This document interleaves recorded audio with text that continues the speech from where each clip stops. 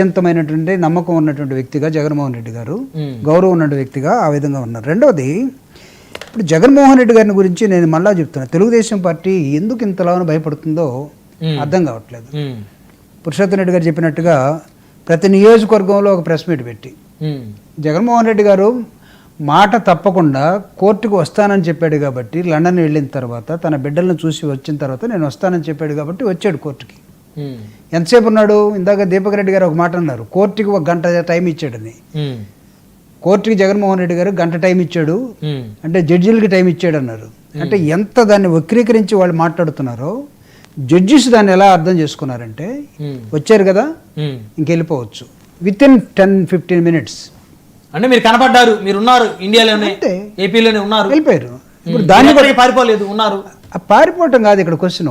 మళ్ళీ మీరు కూడా నోరు జారకూడదు. అంటే మీరు అసలు ఎప్పుడు కూడా యాంకర్ గా మీరు ఆ విధంగా నోరు జారకూడదు. అంటే మీరు చెప్తారు కదా, మీరు ఉన్నారు, వెళ్ళిపోవచ్చు అంటే క్వశ్చన్ అడగలేదు. పారిపోవటం వేరు కదా. అంటే ఎక్కడికి వెళ్ళలేదు, ఐ మీన్ పారిపోవటం అంటే నా ఉద్దేశం, మీరు ఎక్కడికి వెళ్ళలేదు, కేసుల్ని తప్పించుకొని పోయేటువంటి ఆలోచన మీకు లేదు. ఇది కేసుని తప్పించుకొని పోవటం కూడా కాదండి. మీరు అక్కడి నుంచి వచ్చిన తర్వాత మాకు కనపడాలి. ఓకే, కనపడ్డ ఆ విత్ ఇన్ మినిట్స్లో ఆయన బయటకు వచ్చేసారు. కోర్టుకి మేము గంట టైం జగన్మోహన్ రెడ్డి గారు ఇచ్చుంటే గంట ఉండాలిగా అక్కడ. ఇప్పుడు తెలుగుదేశం వాళ్ళందరూ కూడా ప్రశ్నించాలిగా. ఇప్పుడు అడగమనండి, ఏం 10 నిమిషాలు ఉన్నారే, 5 నిమిషాలు ఉన్నారే, ఇప్పుడు అడగమనండి. అది ఎందుకు అడగరు? కోర్టులు అంటే భయమా? జడ్జిలు అంటే భయమా? ఆటోమేటిక్గా ఎవరికైనా భయం ఉంటుంది కదా సార్, చట్టాలు న్యాయవ్యవస్థ అంటే. అందుకే అత్యంత కోర్టులకి లేకపోతే లాకి చట్టానికి అత్యంత గౌరవం ఇచ్చాడు కాబట్టి జగన్మోహన్ రెడ్డి గారు లండన్ నుంచి వచ్చిన తర్వాత మీరు ఇచ్చిన టైం ప్రకారం వస్తానన్నాడు, వచ్చాడు. ఎస్, ఆయన మాట ప్రకారం వచ్చాడు, ఇక మీరు వెళ్ళిపోవచ్చు. ఇది జరిగింది. దీనికి 1 గంట టైం ఇచ్చాడు. రేపటి నుంచి మళ్ళీ చెప్పాలి కదా, ఓన్లీ 5 నిమిషాలే ఉన్నాడు, ఎందుకున్నాడు 5 నిమిషాలు, గంట ఉండాలి కదా అని వచ్చిన ఆర్గ్యుమెంట్ ఏమన్నా ఇంకా ధైర్యం ఉంటే వాళ్ళు చేయాలి కదా. అది ఎందుకు చేయలేకపోతున్నారు? జగన్మోహన్ రెడ్డి గారు అంటే అడుగడుగున భయపడుతున్నటువంటి తెలుగుదేశం పార్టీ. అసలు వాళ్ళు పాపం గెలిచారే కానీ ఏదో ఒక విధంగా. మొన్న ఒక అతను తెలుగుదేశం అతనే చెప్తున్నాడు, ఒక అతను పేరెందుకులే పాపం, ఎమ్మెల్యేనే, మా వాళ్ళందరూ కూడా అనుకుంటున్నాం కానీ గెలిచామని, మా వాళ్ళు అసలు ఓడిపోయిన దానిలో ఉన్నారండి. మొత్తం గెలిచాం, ఉన్నాం అంతే. ఇప్పుడు కూడా వాళ్ళ భ్రమంతా ఎలా ఉందంటే, అసలు జగన్మోహన్ రెడ్డి గారు మళ్ళీ ఎక్కడొచ్చేస్తాడు అసలు మొత్తం. ఇప్పుడు తెలుగుదేశం ఎమ్మెల్యేలతో టచ్ లో ఉన్నారు. అది నువ్వు మరీ ఇంత దరిద్రం అంటే విషయాన్ని మాట్లాడతా ఒక్క నిమిషం.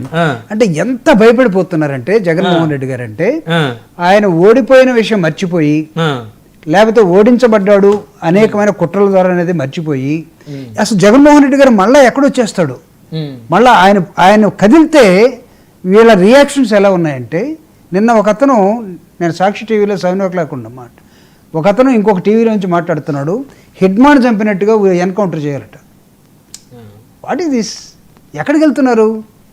అనేకమైన పొలిటికల్ పార్టీస్కి భారతదేశంలో విభిన్న దృక్పథాలు ఉన్నటువంటి ఈ సమాజంలో అదే కదా, వివిధ రాజకీయ పార్టీలు వివిధ మేనిఫెస్టోలు.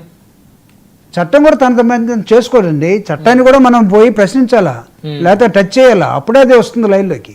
అంతేగాని చట్టం తన పని తాను చేసుకుపోతుంది. ఈ స్టాండర్డ్ ఆఫ్ డైలాగ్స్ అన్ని వద్దు అసలు. చట్టం తన పని తాను ఎప్పుడు చేయదు. చట్టంతో చట్టం ప్రకారం పని చేయించాలి, అది జరుగుద్దు. కానీ చట్టం తన పని చేసుకోబోతుంది ఇది కాదు. ఇక్కడ ఎక్కడ దాకా వెళ్ళారంటే, జగన్మోహన్ రెడ్డి గారిని ఎన్కౌంటర్ చేయాలి. ఎందుకు? హైదరాబాద్ వస్తే హైదరాబాద్లో అంతమంది జనం వచ్చినందుకట. ప్రజానాయకుడికి జనం రాకుండా ఎందుకుంటారు? అసలు ఒక రాజకీయ పార్టీ నాయకుడు ఓడిపోతే ఓడిపోయి ఉండొచ్చు, అతను ఓడిపోలేదు అని భయపడుతూ ఉన్నటువంటి తెలుగుదేశం పార్టీని, కూటమి వాళ్ళని ఏమనాలో, ఎలా అర్థం చేసుకోవాలో అర్థం కావట్లేదు అసలు.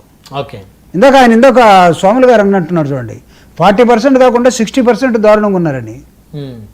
అంటే దాన్ని అసలు మీరు దీపక్ రెడ్డి గారిని ఎందుకు అడగలేదు మీరు ఆ మాట? ఏం సార్ 60% దారుణంగా ఉన్నారట, ఏంటి పరిస్థితి అని మీరు అడగాలి కదా. డెప్త్కి ఎందుకు లేదు సార్? మీరంతా పై అట్లనే కాదు, కాలక్రమేణా 1 by 1 మనం అయితే చర్చించుకుంటాం. పురుషోత్తమ్ రెడ్డి గారి విషయంలో మాత్రం డెప్త్కి వెళ్ళాలనుకుంటున్నారు మీరు. ఆయన వైఎస్ఆర్ కాంగ్రెస్ పార్టీ అట్లేం కాదు, నేనే చెప్పాను కదా, ఒక అనలిస్ట్